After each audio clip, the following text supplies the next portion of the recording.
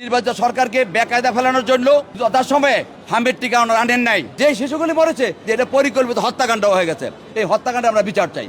হামের টিকার অভাবে কোমলপতি শিশুরা মৃত্যুবরণ করেছে, 700-র মতো মৃত্যুবরণ করেছে, 1 লক্ষের কাছাকাছি বিভিন্ন হাসপাতালে চিকিৎসাধীন আছে। এই মর্মে আমাদের মাননীয় সংসদ সদস্য কিশোরগঞ্জ 5 জনাব শেখ মুজিবুর ইকবাল সাহেব তার দায়িত্ব থেকে বিগত সরকারের প্রধান সহ স্বাস্থ্য উপদেষ্টা সহ স্বাস্থ্য মন্ত্রণালয়ের সাথে জড়িত অন্যান্য ব্যক্তিবর্গের বিরুদ্ধে একটা মামলা দায়ের করেছেন। আদালত ঘটনাটা শুনেছেন। আমরা বারবার বলেছি, বিগত সরকার পরবর্তী নির্বাচিত সরকারকে বেকায়দা ফেলানোর জন্য, জাতির কাছে হেয় প্রতিপন্ন করানোর জন্য এই যথাসময়ে হামের টিকা আনেন নাই। এই মামলা ইউনিসেফের বাংলাদেশের প্রতিনিধি সাক্ষী আছেন।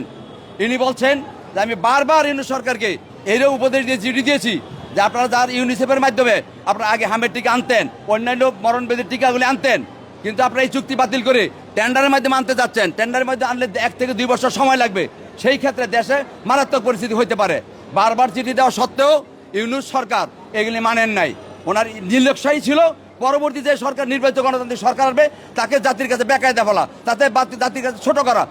তবু সদস্য সরকার ব্যাপকভাবে চেষ্টা করে হামের টিকা ব্যাপকভাবে প্রদান করা শুরু করেছেন।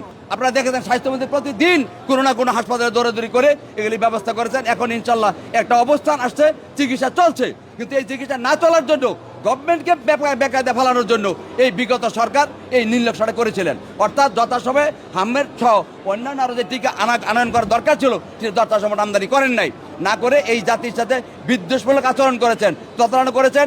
এবং যে শিশুগুলি মরেছে আমরা বলেছি এবং বাদী বলেছে যে এটা পরিকল্পিত হত্যাকাণ্ড হয়ে গেছে।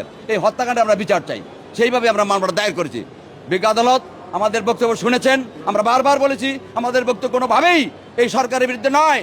এই সরকারকে যারা বিব্রতকর অবস্থায় ফেলেছে তাদের বিরুদ্ধে, অর্থাৎ অন্তর্বর্তীকালীন সরকার এই সরকারকে বিব্রত অবস্থায় ফেলার জন্য, জাতির কাছে ছোট করার জন্য তারা যে কর্মগুলি করে গেছে সেটা নিন্দনীয় এবং সেটা অপরাধ, এবং সেইটা কোনোভাবেই তারা এই দায় এড়াইতে পারে না। সেই জন্য আমরা তাদের বিরুদ্ধে মামলা দায়ের করেছি এবং বিজ্ঞ আদালত শুনে পরবর্তী সময়ে আদেশ দিবেন মর্মে আমাদেরকে আশ্বস্ত করে।